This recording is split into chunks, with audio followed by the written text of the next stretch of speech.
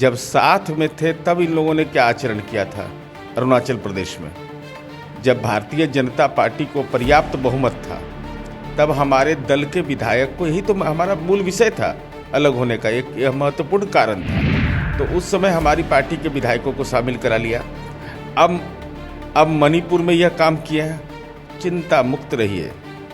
2024 में देश की आपकी उन्मादी राजनीति से जनता को चिंता मुक्त कर दें। भारतीय जनता पार्टी अब वो दौर में नहीं है जो अटल जी, अडवाणी जी, मुरली मनोहर जोशी का भाजपा था। ये मोदी, अमित शाह, अदानी, अंबानी का है ये। नमस्कार, आप न्यूज फाउंडेशन देख रहे हैं। मैं हूं आपके साथ वंदना। जदयू की तरफ से 3 दिवसीय बैठक का आयोजन किया गया है और आज दूसरा दिन है। आज राष्ट्रीय स्तर पर बैठक होने वाली है जिसका नेतृत्व मुख्यमंत्री नीतीश कुमार करेंगे। हालांकि जिन राष्ट्रीय स्तर की बात जदयू की तरफ से किया जा रहा है, तो दूसरी तरफ बीजेपी जो है बड़ा झटका मणिपुर में दिया है। हमारे साथ बात करने के लिए हैं जदयू के मुख्य प्रवक्ता नीरज कुमार। कैसे देख रहे हैं इन सब चुनौतियों को? कि हमारी पार्टी जनता दल के प्रदेश कार्यकारिणी की फर्स्ट हाफ में और सेकेंड हाफ से राष्ट्रीय स्तर की बैठक शुरू हो जाएगी। तो पार्टी अपने संगठनात्मक कार्यक्रम और राजनीतिक परिस्थिति का मूल्यांकन कर करके और उस संबंध में पार्टी का सक्षम दिशा निर्देश जारी होगा। और उसके लिए चिंता कुछ करने की जरूरत नहीं है। ये तो पहले से हम लोग जानते थे। जब साथ में थे तब इन लोगों ने क्या आचरण किया था अरुणाचल प्रदेश में। जब भारतीय जनता पार्टी को पर्याप्त बहुमत था तब हमारे दल के विधायक को, यही तो हमारा मूल विषय था अलग होने का, एक यह महत्वपूर्ण कारण था। तो उस समय हमारी पार्टी के विधायकों को शामिल करा लिया। अब मणिपुर में यह काम किया है। चिंता मुक्त रहिए। 2024 में देश की आपकी उन्मादी राजनीति से जनता को चिंता मुक्त कर देंगे। भारतीय जनता पार्टी अब वो दौर में नहीं है जो अटल जी, अडवाणी जी, मुरली मनोहर जोशी का भाजपा था। ये मोदी, अमित शाह, अदानी, अंबानी का है यह भाजपा। तो स्वाभाविक है, यही है इनकी संस्कृति।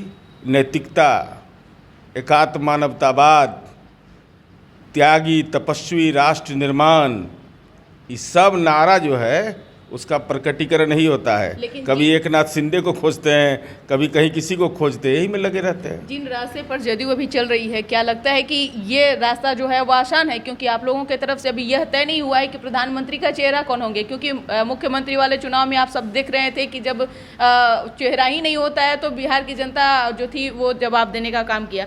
लेकिन अब प्रधानमंत्री की बारी आई है, क्या सहमति बन पाएगी? क्या आप लोग नहीं, पहले तो कि बहुत भारतीय जनता पार्टी अजय दुर्ग नहीं है।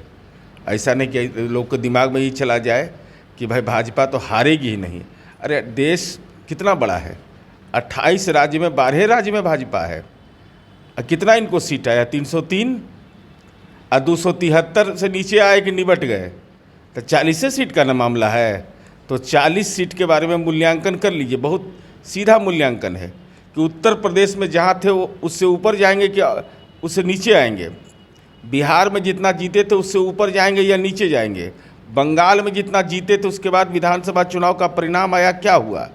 झारखंड में क्या होगा? बहुत ज़्यादा मेहनत करने की जरूरत नहीं है। लगातार सुशील मोदी भी जो है वो आप लोगों को लगातार, आप लोग महागठबंधन की सरकार पर तंज कस रहे हैं। उनको तो बोलना बहुत ज़रूरी है। उनके लिए तो बहुत ही आवश्यक है ना। नहीं बोलेंगे तो PM मटेरियल बोल चुके हैं नीतीश जी को।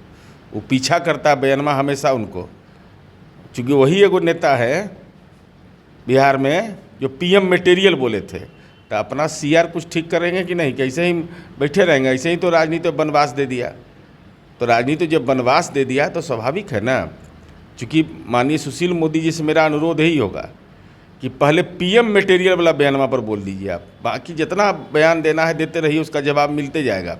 लेकिन आपने अपने मुखार वृंद से जो PM मटेरियल कहा है नीतीश कुमार जी को, उस पर अपना नजरिया आप स्पष्ट करिए। लेकिन बीजेपी की तरफ से तो स्पष्ट कर दिया गया है कि आने वाले दूर दूर दूर तक भी कोई प्रधानमंत्री का यही सब तो भ्रम लोगों को रहता है। अभी 8 साल न हुआ है।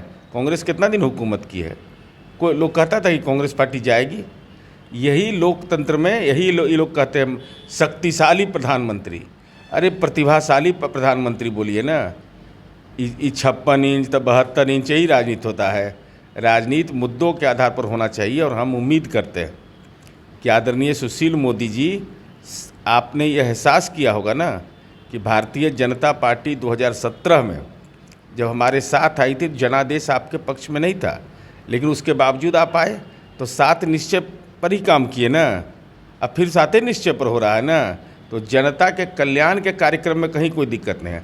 हाँ, आपका कल्याण पार्टी आपकी करेगी कि नहीं, वो पार्टी का विषय, आपकी पार्टी का विषय है। लेकिन तो फिर ये भी सवाल है कि आने वाले समय में बिहार का नेतृत्व कौन करेगा? क्या तेजस्वी यादव करेंगे? अरे भाई, अभी तो महागठबंधन की ये मामूली परिघटना बिहार में हुआ है। ये देश में कहीं हुआ कि भाजपा अकेले हो गई, कोई भी सहयोगी पार्टी साथ चलने को तैयार नहीं। 2015 में तो इनके पास था सहयोगी पार्टी, लेकिन इस बार के दौर में, इसलिए ये सब चिंता मुक्त रही है, एकदम चिंता मुक्त। खाली बहुत सीमित लक्ष्य भी अगर हम पूरा कर लिए, 40 सीट पर निपटा लिए, तो ये अजय दुर्ग का किला ढह जाएगा। बहुत बहुत शुक्रिया। तो आप सुन रहे थे क्या कुछ कर रहे थे बिहार सरकार में पूर्व मंत्री और जदयू के मुख्य प्रवक्ता नीरज कुमार। इसकर बस इतना ही। बने रहिए न्यूज़ फाउंडेशन के साथ। अब तक हमारे चैनल को सब्सक्राइब नहीं किया तो कर लीजिए। धन्यवाद।